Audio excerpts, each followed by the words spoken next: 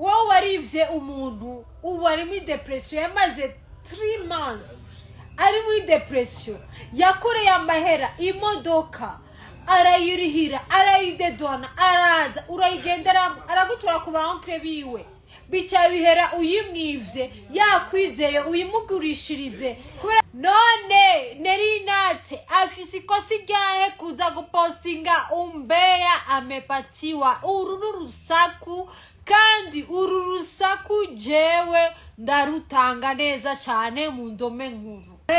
You need to update your brain.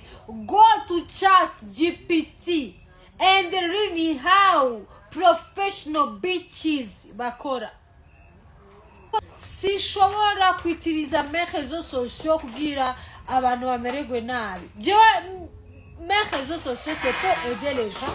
Mes réseaux sociaux n'abantu bafite ibibazo bitandukanye genda urabe kuva ryari wewe abantu baza gushima abantu bagize icyo bakora muri contribution y'umuntu yaragwaye agakira akaronka amassoins infirmières wewe barigere bagutaginga mugabo NELLYNAT baramutaginga mushiki wa shetani barigere bamutaginga nibashaka kumutaginga ariko NELLYNAT yamaza mu bantu amafasha wari rucugenda ngaho wandike ngosho gutahura ngukuntu umukobwa ngosho kritika abandi bakobwa akamari wari ko arabara. Yes my dear, nejo subira udekone nzokwararaza nzokuvuga neza ndakuvuge kubera yuko jewe naremwe mu rusaku. Murabizi n'imbere ya president namubwiye yuko jewe ndi umunyarusaku. Rero mugiye jewe ndi umunyarusaku urumva ari ibintu utavuga ibintu vya professionnel ibintu dukora twege nituvuga tuti twege twara tuko wawekeza mali wawekeza mali muri entrepreneur niko muravyumva nitushaka kwivuga ivyo. Rero ikintu gihari twebwe sisi niko waumbeya kubera yuko jewe ndi umunyarusaku. Mugiye jewe ndi umunyarusaku wowe ukagenda ngaho ukavuga ngo Kalma is a bitch. It's not my business, my dear. It's not the first time, the second time, the third time, the fifth time muzamumbwira ngo Kalma is a bitch, my dear. Jewe ivyo nabibwiwe kera genda muri studio kwa Joel Houston. Genda muri studio kwa Joel Houston mu recording umuziki muvuge muti Kalma is a bitch. Yes, Kalma is a bitch. Yes, Kalma is a bitch. Yes, Kalma is a... It's not my business. Jewe nuzoza umbwira ngo Kalma is a bitch. It's not the first time numvise iryo jambo. It's not the third time numvise iryo jambo. It's not even the third time numvise iryo jambo. It's not even fifth time numvise, fourth time numvise iryo jambo. Wewe gende mubivuze muri 2026 my dear. Hari ababivuze muri 2015 2016 ichinjira muri entertainment nikiri kuri Radio Rema FM. Muriko muravyumva rero wewe uje muri 2026 umbwira yuko Kalma is a bitch. My dear, you are suffering. My dear, you are failed. My dear, you will never have a good answer. You will play, but the God Almighty azokubwira ati ujya n'umwana wanje yamafasha abantu. Wowe rero bandanya wowe warivye umuntu ubu ari muri depression yamaze 3 months ari muri depression yakoreye amahera imodoka arayirihira arayidedona araza urayigendera aragutura ku bankre biwe bica bihera uyimwivye yakwizeye uyimugurishirize kubera yuko wewe adashobora gutanga procuration kubera ko OBR yaranse yuko procuration kubera ko yasanze yuko yamamanzi z'abantu bibanye imiduga meme n'amafamiye.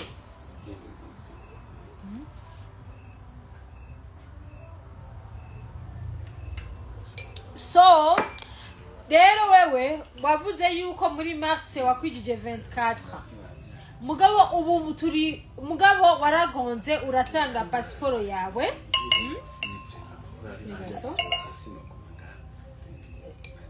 murashobora kugira ejo ndasavye uzoze hakiri kare mbasi ndiko ndaheza ubunyene Peter muriko muravyumva rero ikintu gihari yaranditse kandi rumva sinaronse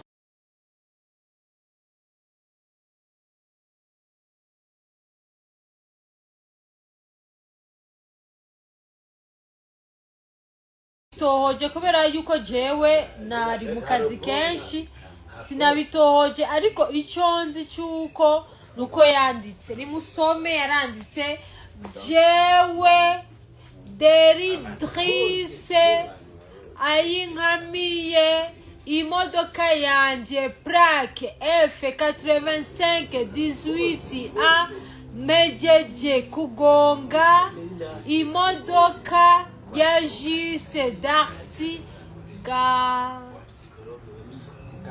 Gabirano de plaque F4146A ndamuhaye pasiporo yanje nk'ingwati mukurangira ko ndamukoreshereza umuduga wiwe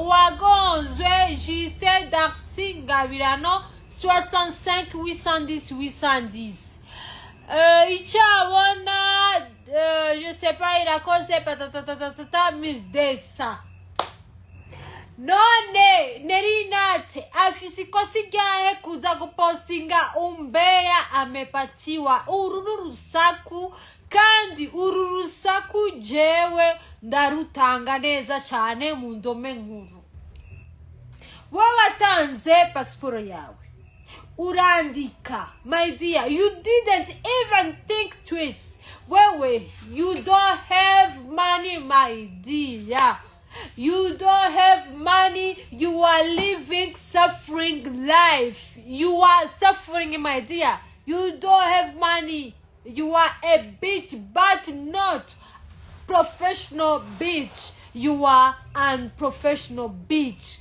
if you was a professional bitch ni wari gutangityo you don't understand what I'm talking about because you know why kuko wewe you don't understand what I'm talking about you are very stupid with your pushy brain you don't have money if you have money wari gutuma utanga 50,000 joy ndwanze wibarabara novuga ati erindira gatoya 50,000 genda mukoresha muzombwira mbandanye kuko ndabizi yuko aho bashobora kumbona bakamfata ama video bakampostinga and you are there urandika neza uranasinya uranatanga na pasiporo yawe duca turamenya yuko ufise 25 ambatari 26 ambatari 27 is not my business wewe oh my dear you are suffering my dear you are living a suffering life you don't have money my dear you are living suffering you are suffering you need to accept that you are suffering my dear you are suffering you don't have money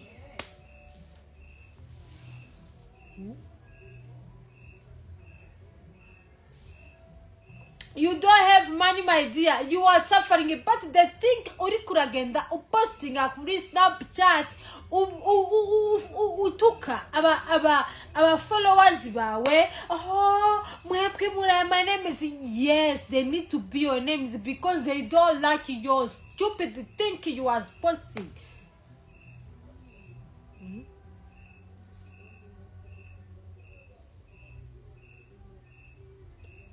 how ushobora kuba uri umuntu mwicara muri ko muranywa imivinyu je naravuze murabavumvyi b'imivinyu muravuga ngo neri n'umusazi now nidari umusazi murabavumvyi b'imivinyu nta mahera mufise uko bukeye mwirwa mu bubare muraba alcoolique mugani wa rishalo nimufise akazi nimufise even izembure nimufise nico mukora ni kwambara amapa kwiyambika nk'abantu ba bitches stupid.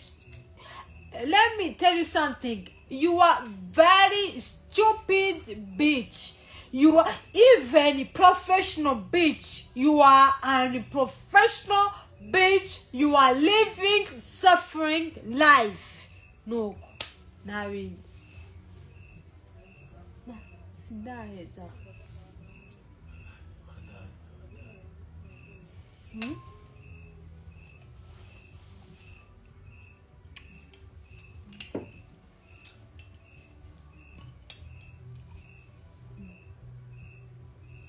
English mena matwi ndakubroka. Ukine n'ibindi ntuze kuvuga ngo English mena matwi ndakubroka neza mu ndome nkuru. You are very unprofessional. You are not even. You need to be a bitch professional, my dear. What you are looking for? What you are looking for over the men? Even you don't think twice. Even you don't think that in your pocket money you need 50,000. 50,000. You don't have even 40,000. Even 10,000 you don't have in your pocket money, and you are there. You are talking. The influencer. Which influencer, my dear? Which influencer you are? You are broken influencer. You are broken influencer, my dear. Let me tell you something. You are broken influencer. Listen, indeed. You are broken influencer. You are not influencer. You are broken influencer. You don't have nothing. Even to think that umugabo dushobora kuja muri bar yaguhaye rendezvous ugende muri bar hama ugiye muri bar ukomande udafise even na 40 even 50,000 money, 10,000 money. You don't have money because you are broken pocket. Your pocket is broken. Your pocket is broken. Nushobora kuja mu kabare wahawe rendezvous n'umukiriya wawe ugende your pocket is empty. Unanigwa no kuriha meme n'amafaranga y'ivyo wanyoye. Urashobora ati okay. Ntudihira ivyo nanyoye sawa. Reka ndihe ivyo nanyoye. Ugasanga wanyoye akaverre kave musu. Ugasanga akavere kari kuri 30,000. Ugacuriye akavere kawe cyangwa tuve tubiri. You need to go in the bar. Ufise even ibihumbi ijana ku mufuko cyangwa 50,000 ukavuga ati mfise 50,000 harimo 30,000 ya kavere ko mu vinyu reka ndakagize. Reka ngire akavere.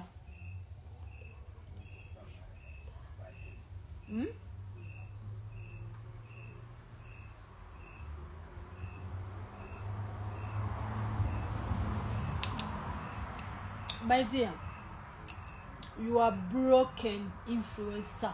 You are even influencer. You are broken influencer.